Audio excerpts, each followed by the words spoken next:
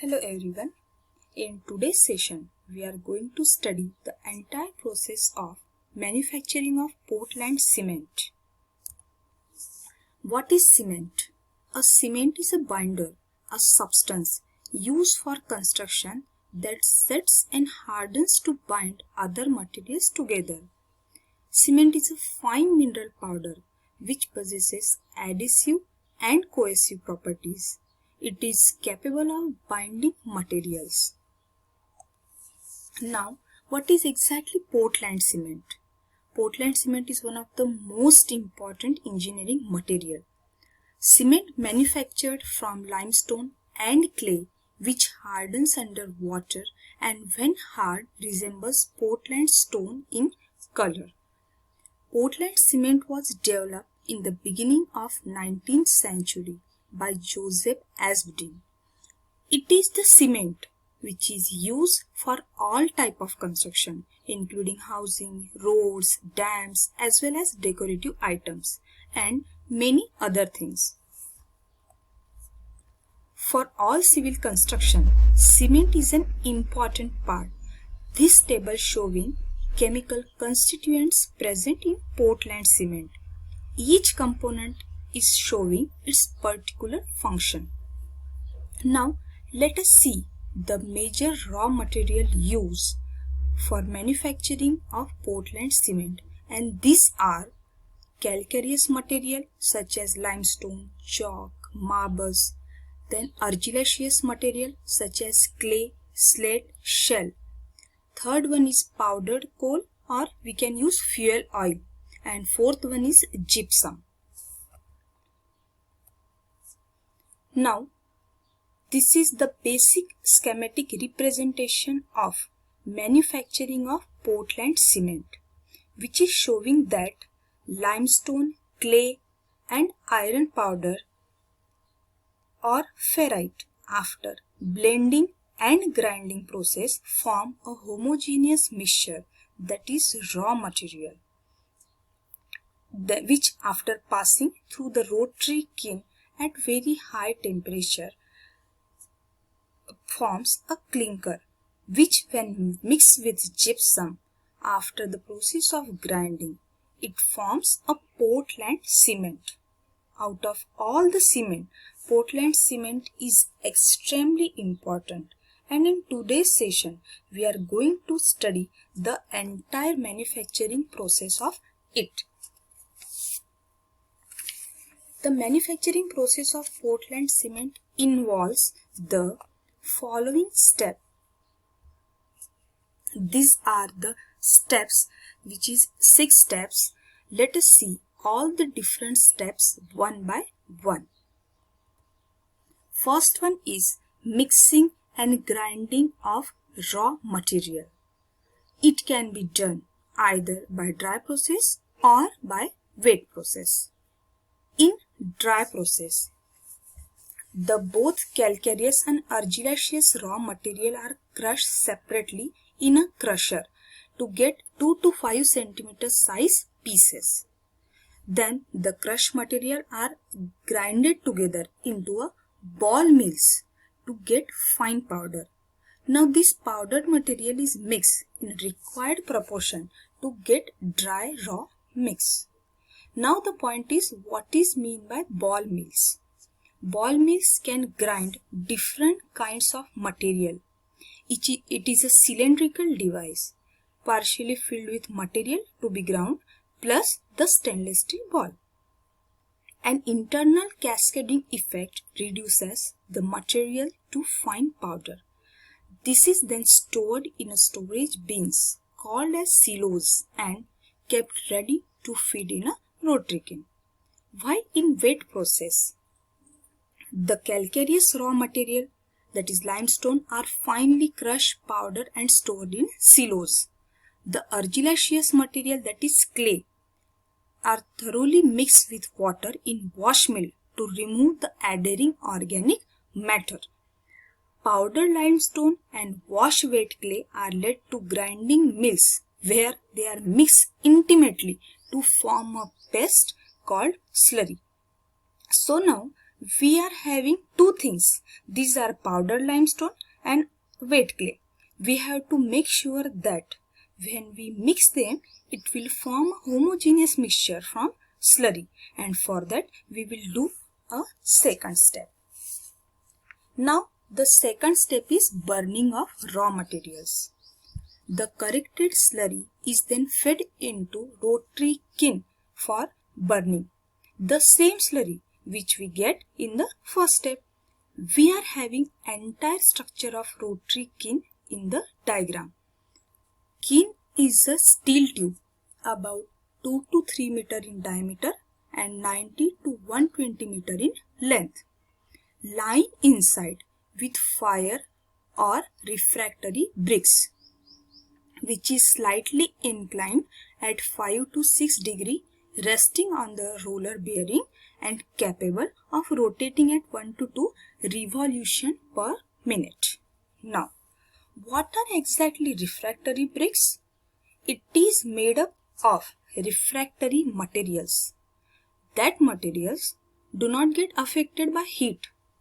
Because of that, refractory bricks heat of inside will not go outside and heat of outside will not come inside of the rotary kiln.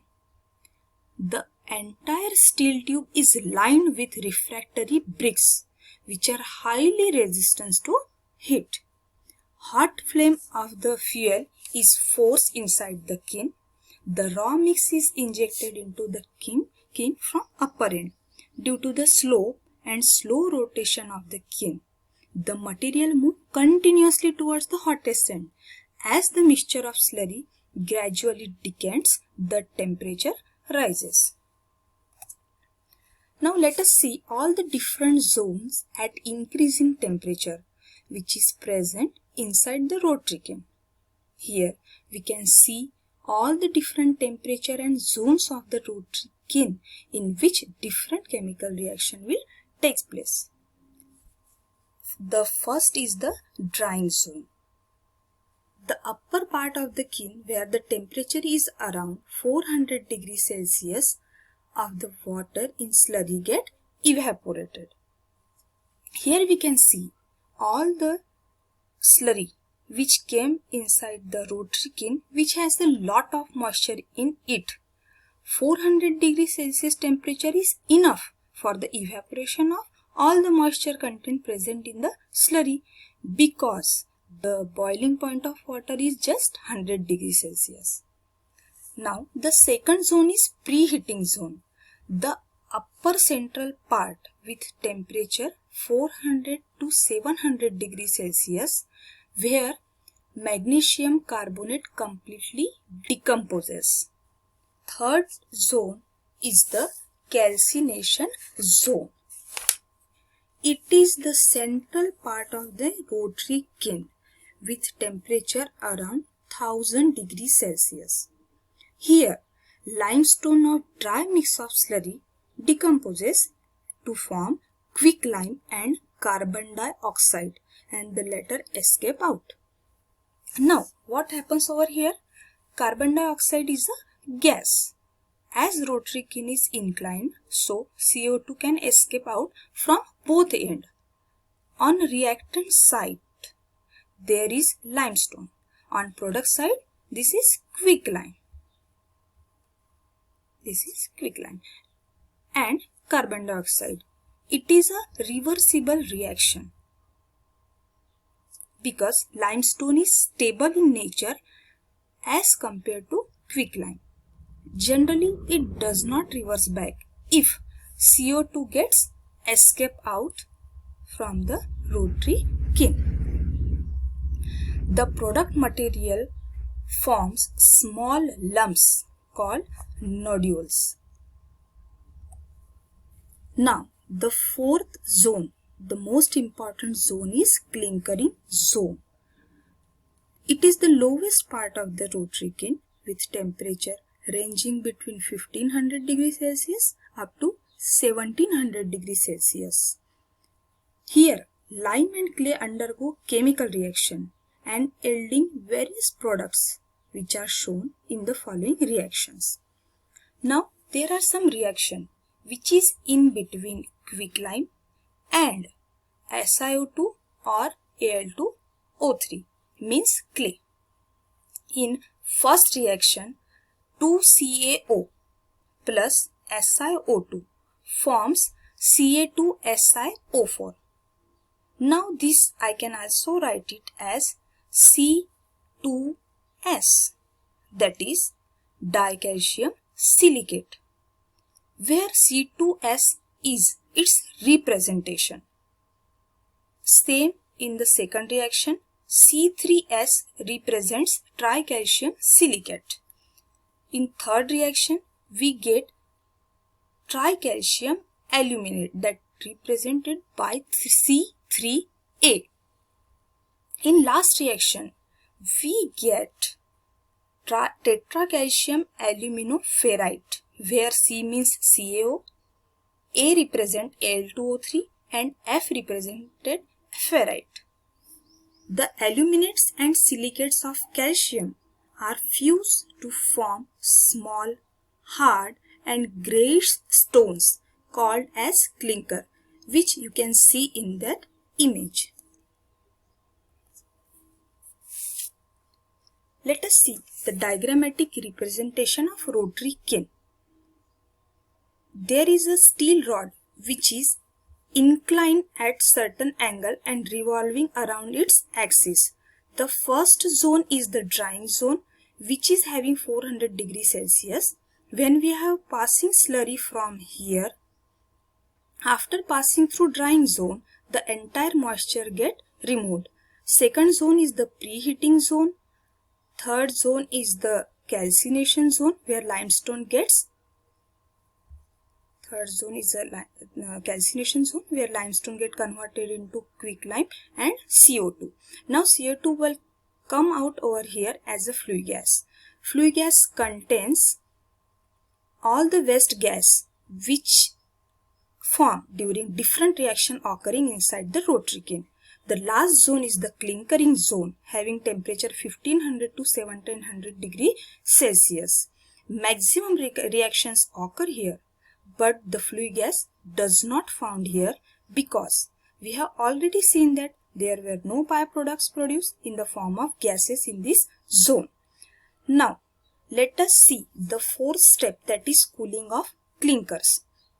The cooling of hot clinkers is done by rotary coolers, planetary coolers or by hot quench coolers, because the clinker which came from the discharge end, it came with a very high temperature. Hence, first we should have to cool them up to normal temperature. Next, grinding. That means we have to make sure that the entire structure of cooled clinker is now pulverized to convert it into a fine powdered form. So, the cooled clinkers are grounded to fine powder in ball mills or tube mills. And last step is the packing. The ground cement is stored in silos from which it is fed to automatic packing machine.